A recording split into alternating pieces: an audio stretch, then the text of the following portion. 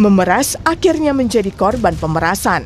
Inilah gambaran dalam kasus korupsi Bupati Pemalang, Anom Widiantoro. Anom awalnya terjerat kasus korupsi. Dia diduga menerima uang terkait pelaksanaan sejumlah proyek dan dugaan penerimaan uang jual beli jabatan. Dalam kasus ini, KPK menyita barang bukti berupa uang tunai lebih dari 2 miliar rupiah dari beberapa lokasi. Saat kasusnya sedang bergulir di KPK, Bupati Anom justru diperas oknum pegawai KPK dengan iming-iming dibantu dalam pengurusan perkara. Mirisnya, ayah oknum pegawai KPK menjadi penghubung antara pihak Bupati Anom dan anaknya. Oknum pegawai itu diduga membocorkan informasi penanganan perkara kepada ayahnya yang kemudian digunakan untuk memeras Anom Widiantoro. Dalam kasus ini, KPK menetapkan Bupati Anom dan 1 orang lainnya sebagai tersangka dalam kasus pemerasan di lingkungan pemerintahan Kabupaten Pemalang. Sementara oknum pegawai KPK dan ayahnya menjadi tersangka dalam kasus pemerasan terhadap Bupati Pemalang. Klaster kedua, yakni terkait dengan dugaan tindak pidana korupsi pemerasan yang dilakukan oleh oknum KPK kepada Bupati Pemalang. Atas 2 klaster penyidikan tersebut, berdasarkan kecukupan alat bukti yang sah, penyidik kemudian telah menetapkan 4 orang sebagai tersangka. Yang bersangkutan merupakan staf administrasi pada Komisi Pemberantasan Korupsi yang benar merupakan perbantuan dari instansi kepolisian. Dalam kasus ini, KPK juga turut membawa istri Bupati Pemalang, Nur Faiza Mayenovi, ke gedung KPK Merah Putih bersamaan dengan pihak lain yang terjaring OTT KPK pada Rabu kemarin. Namun, usai pemeriksaan dan ekspos perkara, istri Bupati Pemalang keluar dari gedung Merah Putih KPK.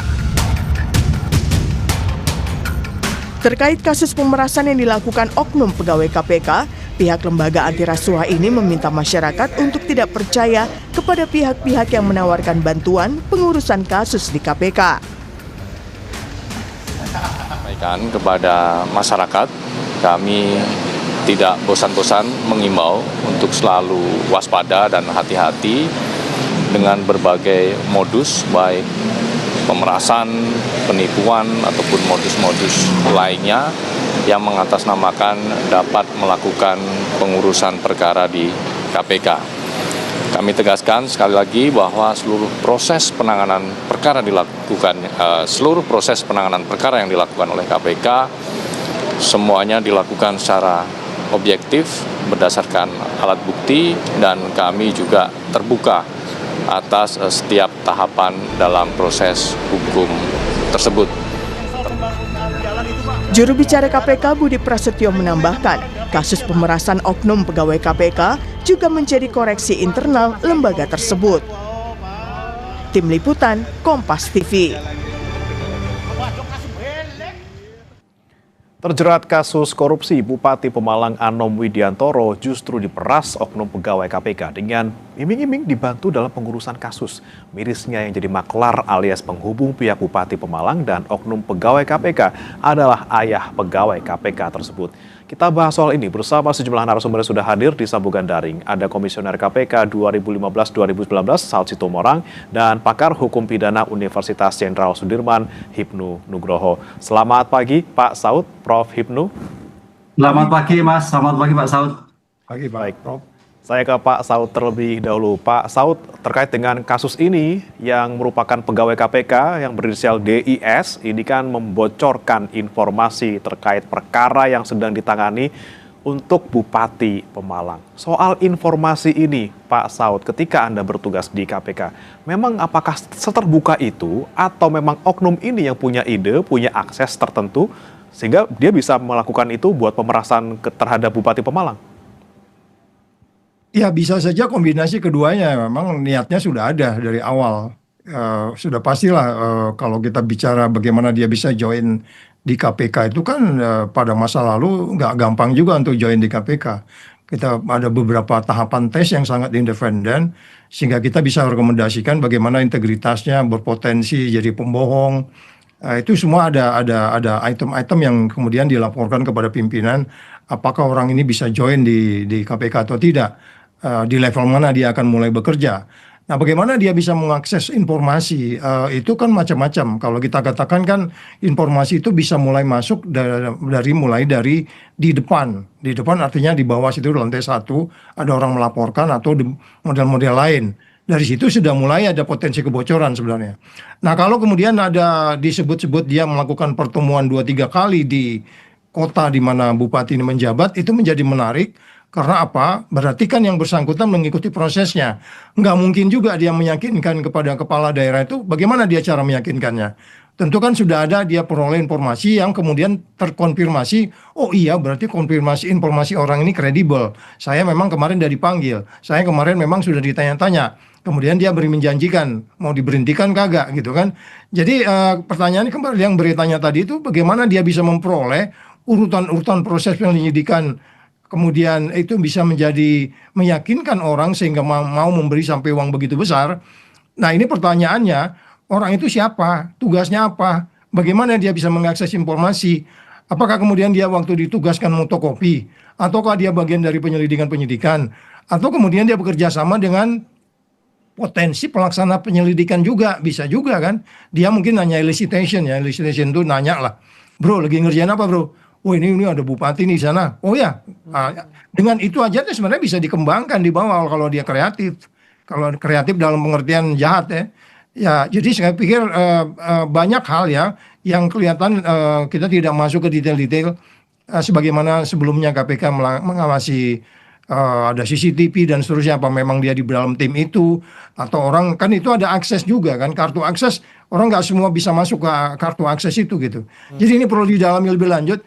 Bagaimana itu bisa terjadi gitu Mas Bre? Oke, kalau secara sistem gitu Pak Saud, kita lihat ini sebagai staf administrasi dan mungkin tidak secara langsung berkaitan dengan perkara. Nah, informasi soal perkara ini sebenarnya seharusnya seperti apa kerahasiaannya? Apakah memang hanya pada penyidik atau ternyata bisa diakses dengan mudah juga oleh bagian-bagian lain seperti administrasi misalnya?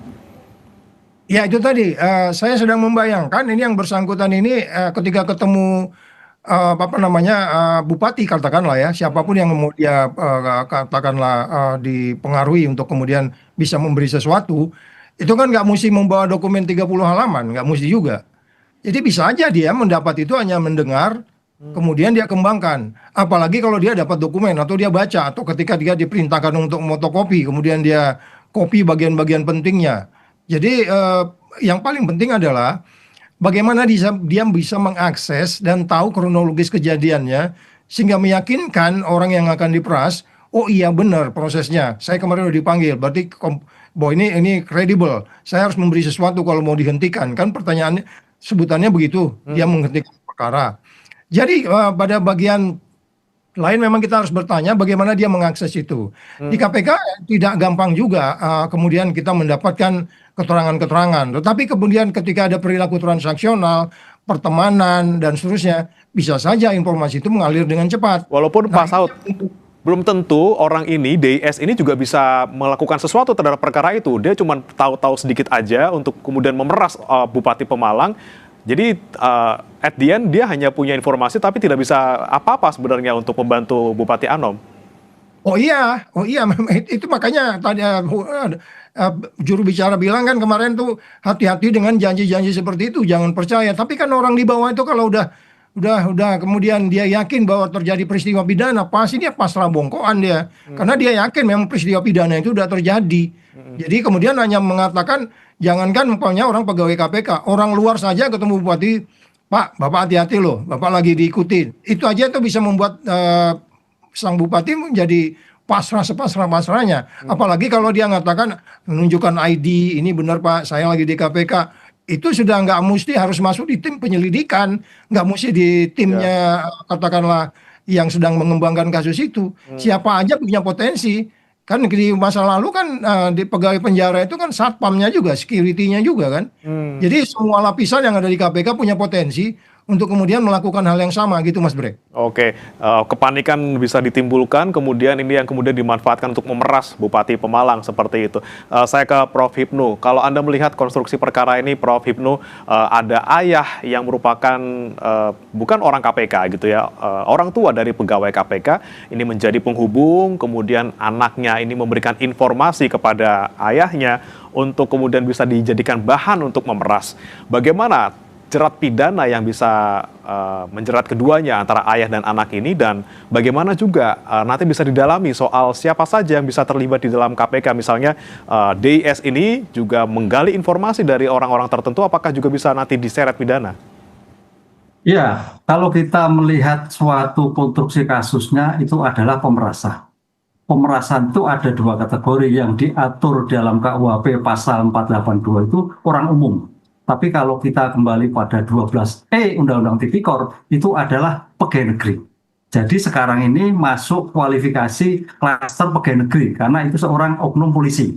Kan gitu kan. Nah, sekarang pertanyaannya, bagaimana itu pemerasan terjadi? Kalau itu kita melihat, kayaknya ada suatu penyertaan antara bapak dan anak bersama-sama untuk melakukan pemerasan. Apa itu pemerasan? Tindakan dengan sengaja memaksa orang untuk melakukan suatu perbuatan sesuai kehendaknya, melakukan sesuatu, memberikan sesuatu, atau menghapuskan piutang.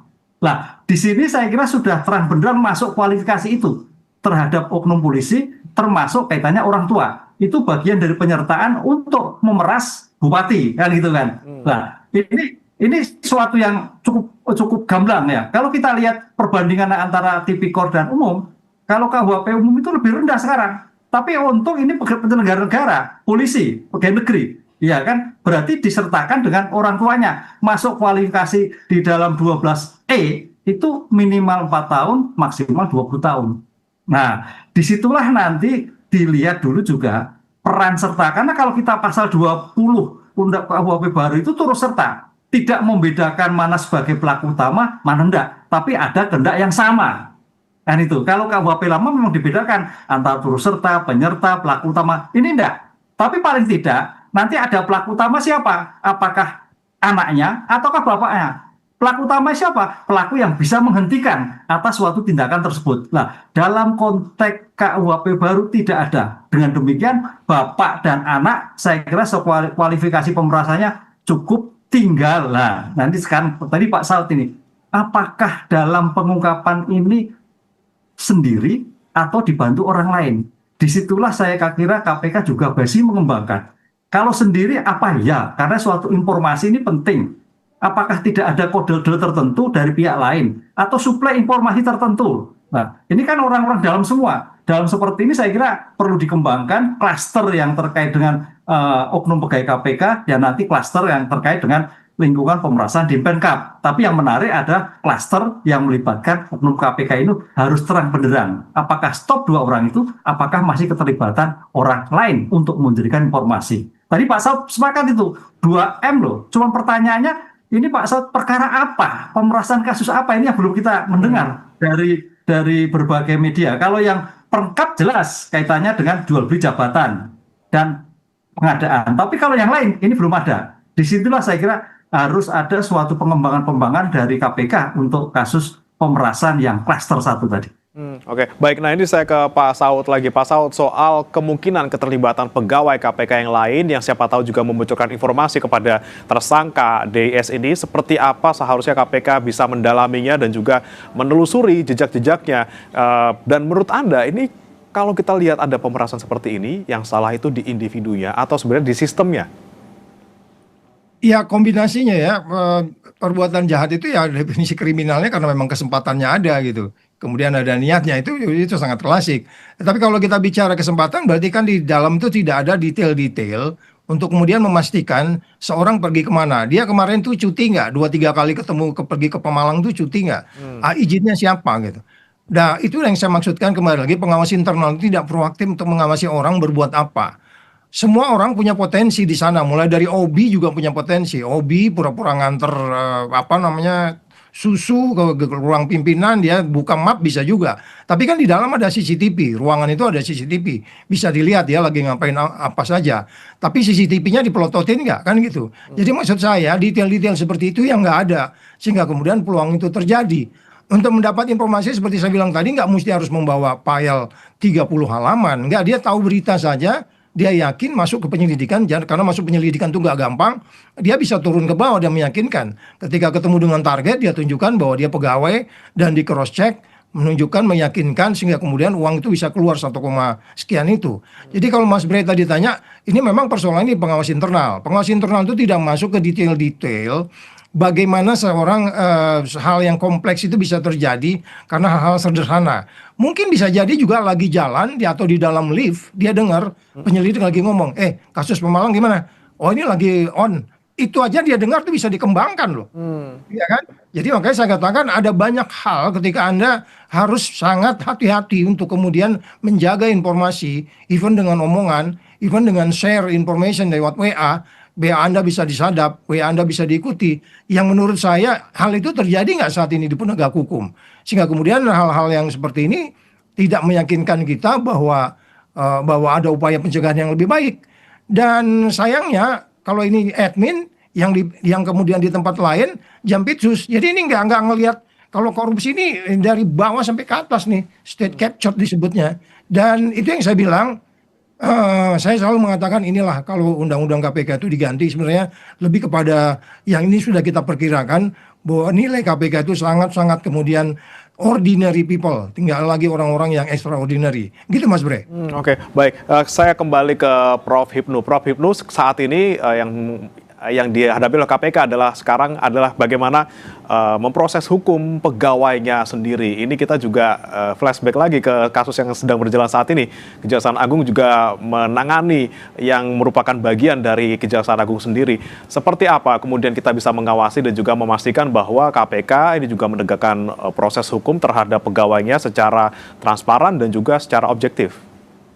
Ya, kalau kita melihat sejarah perjalanan antara penegak hukum melakukan pemeriksaan terhadap penegak hukum sudah biasa. Saya kira kita percaya semua. Polisi memeriksa polisi banyak, jaksa memeriksa jaksa banyak, hakim mengadili hakim banyak. Sekarang KPK memeriksa orang KPK, udah beberapa kali Mas. Jadi saya kira justru ini nanti akan menjadikan efek jera terhadap potensi-potensi lain. Akuntabilitas oleh KPK sangat menjadikan suatu utama sekali bagaimana membongkar ini. Tadi Pak Saud mengatakan, ini kan lokusnya jelas antara KPK dan Pemalang. Temposnya jelas, perkara berarti semenjak dari Bupati Pemalang sampai sekarang. Nah, dalam suatu lokus dan tempus deliktinya itu, kalau kita ungkap dalam suatu pembuktian, pengungkapan perkara, itu saya kira mudah. Tidak mudah sekali. Orang yang terkait oknum polisi itu bergeraknya pada siapa saja. Temannya siapa saja, kerjanya seperti apa saja, itu dokumennya kelihatan itu saya kira. Saya kira tadi Pak Saud juga mengatakan kaitannya digital forensiknya, HP-nya diambil aja sudah kapan dilihat, kapan ditransfer, kapan berhubungan, isinya seperti apa, kan itu. Demikian juga bapaknya, demikian juga bupatinya. Ini suatu yang mudah sekali. Dan sekarang kalau melihat seperti ini, sekarang kita tunggu bagaimana penyidik KPK, pemimpin KPK itu mengungkap bahwa keterlibatan ini tidak hanya orang, dimungkinkan masih orang lain lagi, kan itu. Kalau memang orang lain siapa? Kalau tidak seperti apa? Disitulah saya kira akuntabilitas dalam pengungkapan perkara itu masyarakat menunggu. Oh ternyata si X oknum polisi main sendiri, buktinya ABCD. Oh si X ternyata main dengan orang lain, berarti buktinya ABC. Itu yang kita kemukakan. Mudah-mudahan KPK dengan kecanggihan alatnya dan tempus deliknya jelas, lokusnya jelas, saya kira tidak sangat mudah untuk membongkar itu semua, sehingga menjadikan pembelajaran bagi orang-orang yang berpotensi untuk bisa membocorkan atau untuk kaitannya dengan ke depan sebagai bentuk security internal dalam penanganan suatu perkara ini. Betulkah Pak Saud mudah bisa menelusuri siapa saja yang kemudian terlibat dalam kasus ini selain DIS? Bagaimana dengan orang-orang lainnya? Bagaimana kemudian KPK juga bisa memastikan ini istilahnya seperti membunuh semut di rumah sendiri seperti itu? Seperti apa Pak Saud melihatnya? Ya tentulah kita akan melihat posisi yang bersangkutan karena posisi itu akan menentukan bagaimana dia meng-get atau mendapatkan informasi. Walaupun saya bilang nggak menutup kemungkinan kebetulan dia di lift juga penyelidik jadi ngomong juga bisa dikembangkan sama dia, ya kan? Karena informasi di sana itu kalau penyelidikan itu credible karena itu udah lewat pengesahan di pimpinan dan sudah lihat lewat klarifikasi, double check, cross check dan seterusnya sehingga dia yakin. Tapi kalau kita katakan dia bagian dari tim atau ada intersection atau kaitan dengan tim yang sedang melakukan penyelidikan itu menjadi lebih gampang dikembangkannya.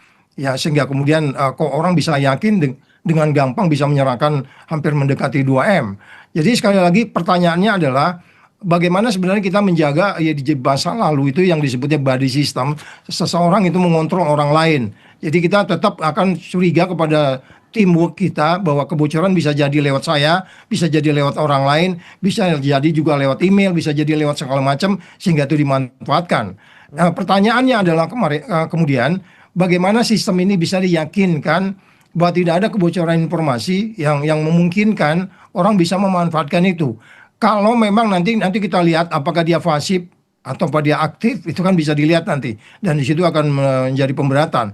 Tapi lepas dari aktif pasifnya seperti yang disampaikan Prof tadi, bahwa sebenarnya yang paling utama itu kan meyakinkan bahwa tidak ada informasi yang mengalir keluar di luar dari seseorang. Karena kalau sudah begini kita juga susah memastikannya kebocoran itu dari mana sebenarnya. Apakah kebocoran dari email? Apakah kebocoran itu karena komunikasi atau faktor kedekatan? Karena kemudian sama-sama dari kesatuan yang sama saling meyakinkan. Dia hanya dielisitasi ngajak ngobrol. Lo lagi dengan apa bro? Oh gue lagi di Malang nih, kacau nih bupatinya bla bla bla bla bla bla. Dengan ngomong gitu aja sebenarnya itu bisa dikembangkan. Jadi maksud saya, apalagi kalau umpamanya dia sedetail mungkin menguasai potongan-potongan informasi proses penyelidikan itu. Bagaimana kita bisa meyakinkan bahwa kemudian setiap orang di KPK itu menjaga integritasnya, itu problemnya. Problemnya menjadi rusak kan ketika KPK menjadi bagian dari pegawai negeri. Rekrutmen aja nggak gampang. Bagaimana orang ini direkrutmen? Kita juga tanya. Pada periode yang lalu, rekrutmen itu ditentukan oleh pihak dari luar. KPK hanya mendengar rekomendasi dari pihak luar yang sangat independen menentukan orang ini berbakat. Orang ini punya kelemahan, orang ini punya potensi, tapi harus dibenahi ininya.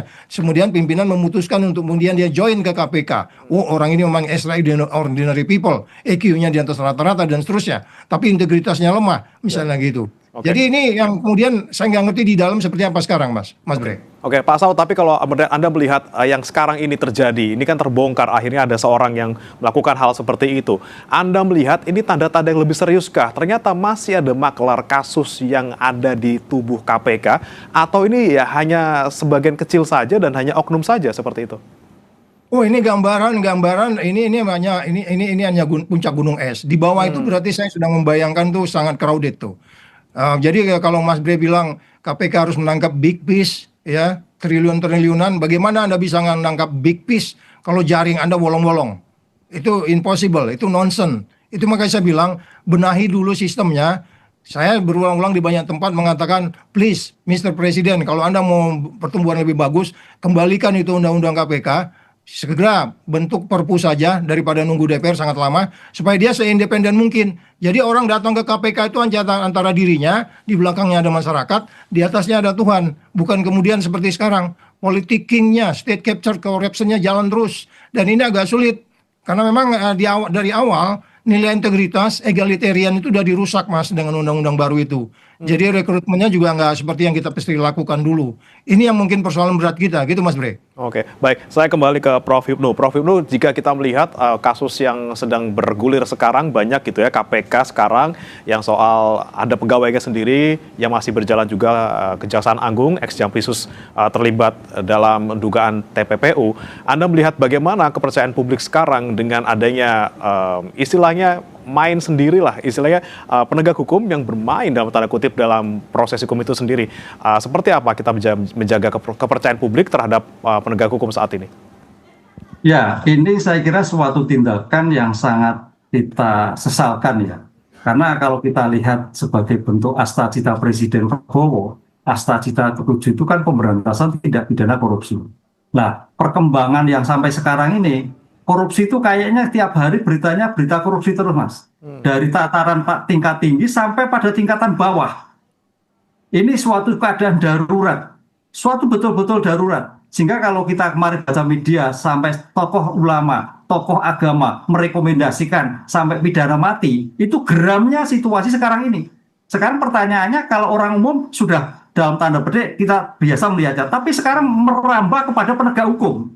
Apakah itu kepolisian, apakah itu kejaksaan, kembangkan KPK, kemudian pengadilan juga sama. Ini suatu yang sangat kita khawatirkan. Oleh karena itu dalam konteks seperti ini saya kira Presiden Prabowo harus mengambil alih ataupun mengambil tindakan tegas. Apa yang dilakukan? Kan itulah. Kalau dulu misalkan ada tingkatan nih, ada istilah hukum namanya solus supreme lex exto, bahwa keamanan rakyat, kesejahteraan rakyat, hukum yang tertinggi. Ini kan duit kan kemana-mana terus. Rakyat terhilakan. Itu bisa mengambil alih. Apakah tadi Pak Raut mengatakan sebagai bentuk perpres atau dekret? Nah, itu yang terjadi karena sekarang ini kalau kita melihat penegakan hukum, apakah itu yang dilakukan oleh orang biasa maupun penegak hukum, apakah birokrat, hukumannya biasa-biasa saja. Coba mari kita lihat yang di mana di Rio itu 2 tahun, kemudian kemarin Jakarta 4 tahun. Jadi tidak seperti yang kita bayangkan dalam pengungkapan besar sebagai efek jera. Padahal efek jera itu sebagai bentuk pencegahan dalam suatu tindak pidana korupsi, kan gitu. Karena pencegahan sekarang ternyata tidak connect, Pak Saud, pencegahan sekarang tidak connect dengan penindakan. Kalau kita konsisten penindakan, misalkan Jawa Tengah itu ada 5 bupati yang kena, MCP-nya, monitoring central preventif, itu tinggi semua loh. Tinggi semua. Pertanyaannya, kenapa kena OTT? Harusnya kan tidak. Karena tingkat pencegahan sudah tinggi, zero. Nah, ini yang saya kira jadi masalah. Semua jadi masalah, Mas. Penegak hukum jadi masalah, pencegahan masalah, penindakan juga bermasalah karena ringan. Sehingga tidak ada yang ditakutkan dalam penanganan seperti ini. Kalau penegak hukumnya bermain-main seperti itu, Pak, berarti hukumannya lebih berat atau seperti apa seharusnya? Ya, kalau sekarang dalam hal penanganan penegak hukum itu kan, kalau kita lihat sekarang kan penjaga penegak hukum itu kan sebagai bentuk cermin penegakan hukum. Sehingga kalau dia makan pagar tanaman, harus hukumnya lebih berat. Inilah saya kira juga kementerian ataupun legislatif menyatukan ketika seorang penegak hukum melakukan tindakan hukum atas tindakan harus hukumannya maksimal. Kalau perlu tambah 1/3. Nah, ini nggak ada pengecualian seperti itu. Oke, hukuman lebih berat ya seharusnya sebagai pagar yang menjaga tanaman. Iya, harusnya lebih berat. Oke, baik. Terakhir saya ke Pak Saud singkat saja. Tadi ada sempat singgung soal membenahi sistem, kemudian soal rekrutmen gitu ya. Bagaimana kemudian memastikan Pak Saud bahwa puncak gunung es ini terungkap semuanya sampai ke bawah dan jangan sampai terjadi lagi ada dalam tanda kutip maklar kasus lagi? Ya, agak sulit ya, karena di masa lalu kalau ada problem internal, itu ada 9 orang dari luar diundang join ke dalam KPK. Saya salah ngomong di TV itu diperiksa oleh 9 orang dari luar KPK tuh. Nah sekarang bagaimana tim independen ini bisa disebut yakin bahwa Anda nggak jeruk makan jeruk gitu ya kan? Karena itu berpotensi juga gitu. Karena dia diperiksa oleh orang internal sendiri. Di mana saja itu punya potensi. Tidak hanya di KPK, di kepolisian, dan di kejaksaan. Potensi itu pasti ada, karena orang cenderung tidak mengungkap, malulah mengungkap aib sendiri dan seterusnya. Tapi kemarin kita bangga karena sudah KPK menjelaskan, mengaku dengan jelas bahwa persoalannya adalah di dalam.